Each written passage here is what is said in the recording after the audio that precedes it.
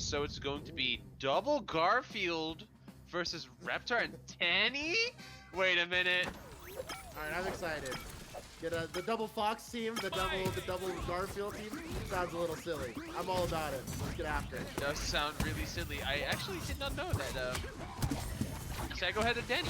Yeah, so I am learning from chat that Squanto is actually another top Rivals of Aether player. So I assume, yeah. So I guess co-workers or not co-workers per se, but comrades from another game trying to make something happen here. And already we see Squanto shooting back to stage and Cake just trying to hold down this left side corner to wall off and allow Squanto to get back to center stage. So great wall and great disruption there from CakeAssault, but doesn't look like they're going to be able to hold on that stuff for too long. I'm going back into center stage here, Danny Phantom. Going up on this right side of this platform, covering a lot of those platform mix-ups that CakeAssault is trying to get going here. Yeah, CakeAssault definitely putting on a lot of pressure already, but like the Garfield team is actually it's actually kind of down. getting melted. They're getting melted a little bit. I think the Reps are unfortunately SDing on the left side of the stage. Thought they made it to ledge and actually missed. But like this is kind of where I feel like this double Garfield's gonna fall apart a little bit. The whole fact that their kill power is not as strong as these other two characters. Still really good though. But like obviously Danny, Glass Cannon, and Reptar is, you know, heavyweight. Big heavy dinosaur. And so holding it down, Squanto will lose their second stock here on the left side. Squanto coming down with some invincibility, looking to make something happen, but the Reptars are just keeping it composed, keeping it safe. Danny Phantom getting bounced around here in center stage, but these AoE attacks are doing a lot of work here, disrupting and pushing Squanto off stage. CakeAssault just looking to find some ground to dig in on here, working their way back into center, and it is a absolute cataclysm of hitboxes there, resulting in a forfeiture of stock from Reptar. Yeah, suddenly it's a lot closer. Stock-wise, we're about the same, but you know, there's one. Yeah, both. I was gonna say both the Garfields are high percent, so they have to keep holding the stock. CakeAssault losing that stock earlier, but still in a really good spot regardless in their team. Like it's one good read away basically from taking an early stock into like a cleanup, right? Alright, here we go. And up strong is going to send Danny Phantom up to the sky, but not fucking to take the stock down.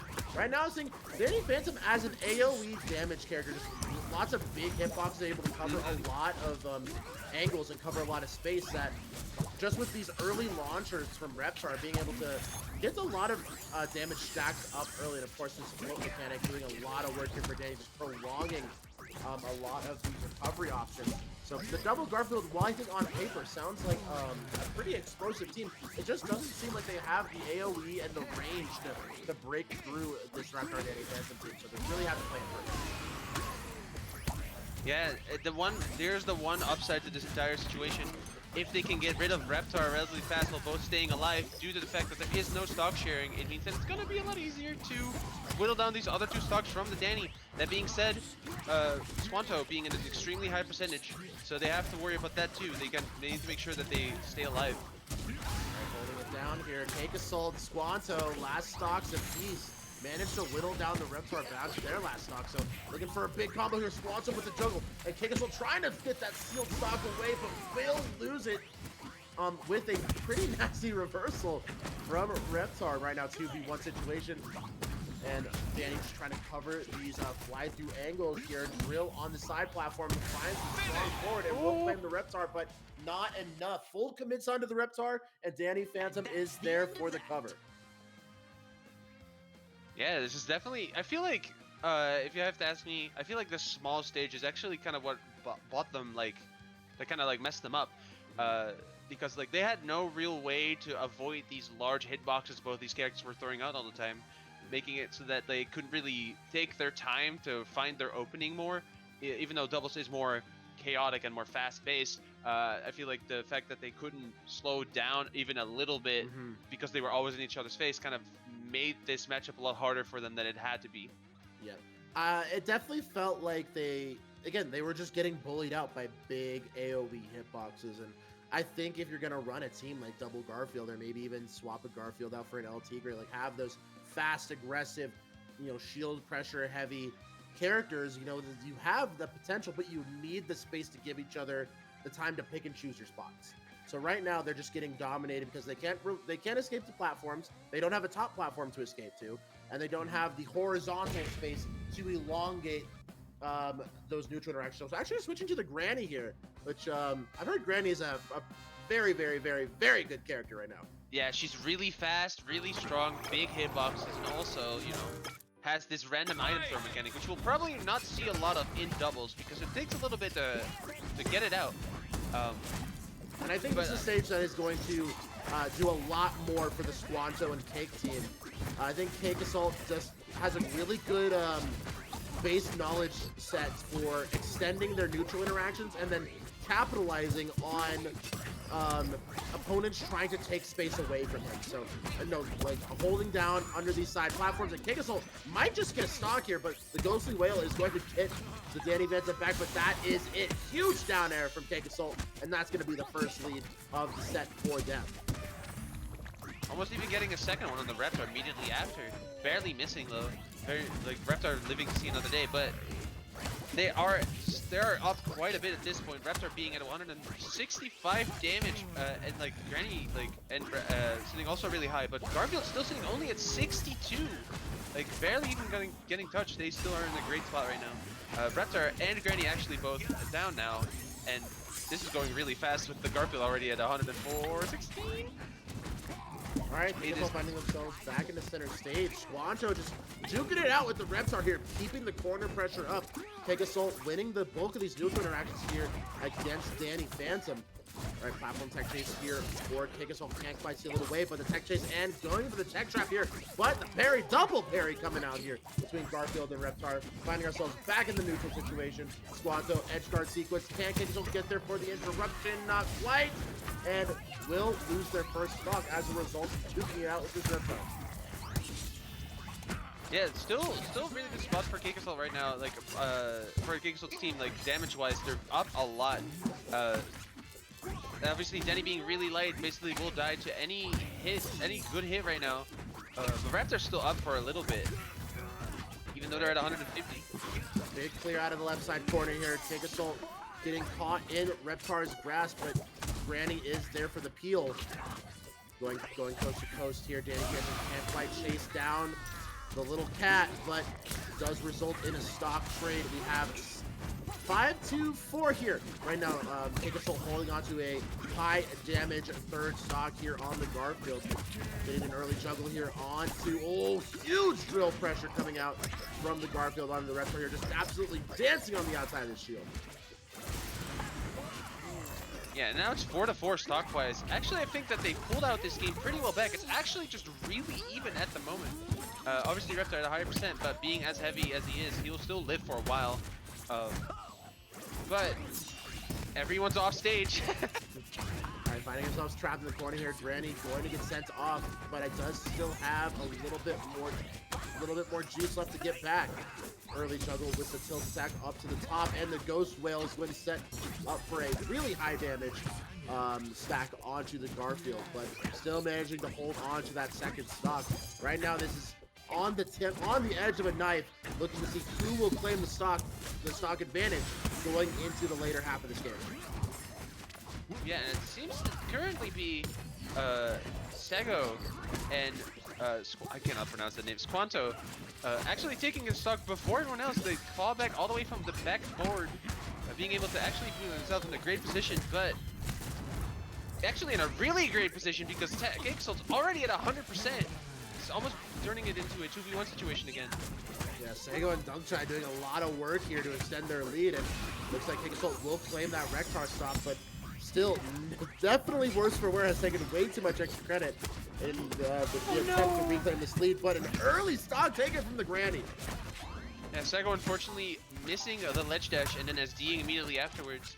Very unfortunate to see it happens though, but they're not out of it yet. They have a great percentage lead right now. Obviously trying to...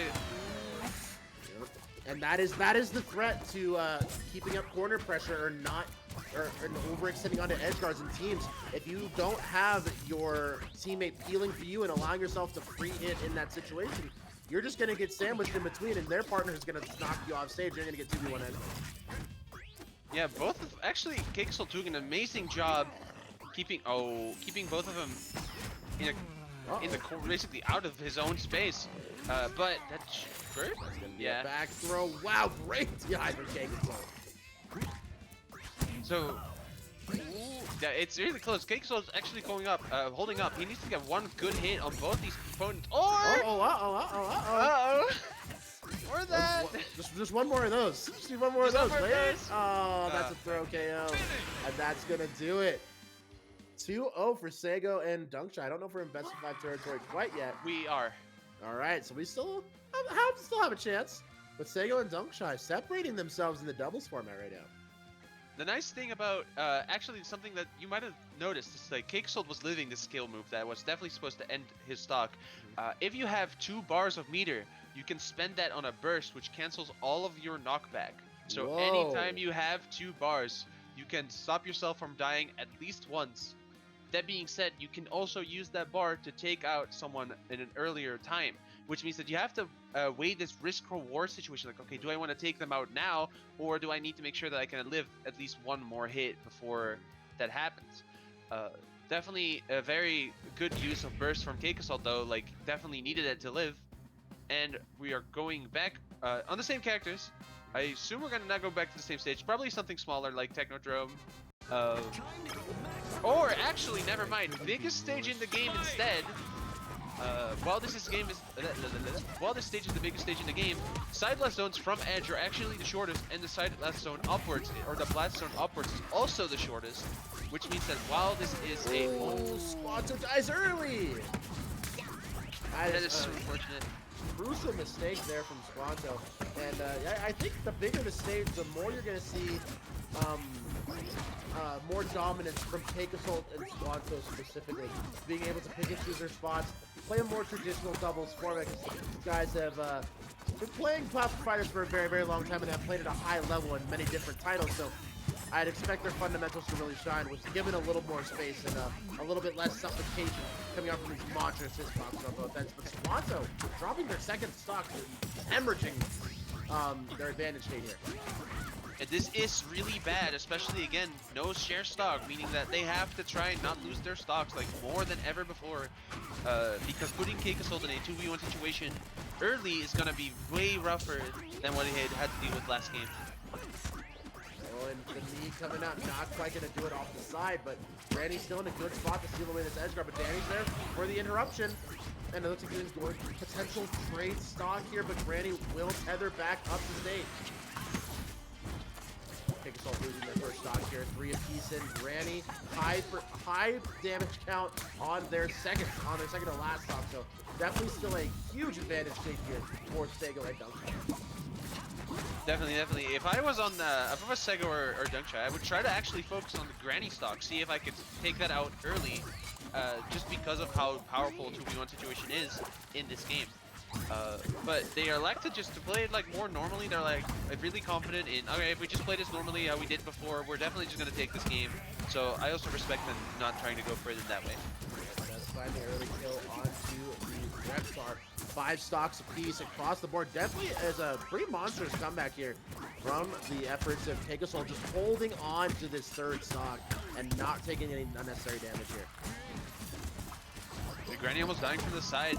But actually, all of them are on the left side except for the Grandma. Grandma's actually kind of too scared to try and get in there, meaning that CakeAssault's getting comboed by 2 people for a significant amount of time. Back throw barely not taking it. Granny having to spend their bar to be able to burst and live. Let's see how much that can take them, how far that can take them. Oh, but the double KO! The triple KO! Whoa! Stocks flying left, right, and center, and all of a sudden, we are in a 3-3 situation with Granny in a tough, or no, sorry, a 4-3 situation. Granny in a tough spot, holding on to that stock advantage right now. Granny and CakeAssault, like, actually in the lead right now, stock-wise, after being down, starts significantly from an early state. Doing an amazing job holding on to the stock. Actually has been living until 212%, has been living on this one stock for basically almost the entirety of the game. But Danny actually coming in with a forward air, clutching it, or not clutching, but like forward air coming in and actually taking the stock finally from the granny. Now that they can actually deal more damage there without having to worry about that last stock being. All right, CakeAssault just operating here in center stage. Squanto just trying their best not to get juggled too hard here, but the reps are big head, little arms, big dinosaur, putting out a lot of damage here. Right now, biggest bar, full bar here for CakeAssault. How are we going to be able to maximize the utilization of this special meter? Yeah, looking at the meters for a little bit, Reptar's the only one not on 2 bars, meaning that Reptar's the only one who doesn't have burst. Barely not dying to a strong hit, but both of them are dead. So now it's a 1v1 situation between Seggo and CakeAssault. Oh, both gets the 2 burst. stock. Oh, it gets caught with the ghost whale. But big chase down, burst not hits. quite gonna do it off the top. But CakeAssault just dancing, covering these roll angles, but it looks like going back into center stage here. Whoa! Yeah. That's like a wave shine. That's Kind crazy. of. It's actually a little bit bugged. So in this game, when you land on the ground with a landing hitbox, you actually suffer the landing frames, your landing leg frames during your hit stun frames, meaning that moves like that that rely on the landing hitbox actually just have less end lag when you hit it. Oh, great jump read out of the corner there from Danny Phantom. And Garfield learning their way outside to the right side of the stage. Just having to pick their options here. Really has to make every single neutral interaction count. Dash dancing on him. Yeah, Seggo Daring. being up a whole 100%. Ooh, they should have done that. Yeah, so it's gonna be really hard for CakeAssault. Not impossible though. Yeah, Seggo sitting on 2 bars. Well, does have the burst to cancel out some knockback. But CakeAssault doing a lot. Oh, canceling the knockback early though. CakeAssault's actually really close to getting another bar. He's like 1 hit away. Oh, Cake making it happen here. CakeAssault gets that burst now. Danny does not. It's actually a really bad position for Seggo after being up in such a great one. Oh, I not like this quite. burst. Now both characters don't have burst, meaning that one good hit from each character will actually put them like in the next round, which means that if Seggo gets this kill, they are up to the next round of the bracket.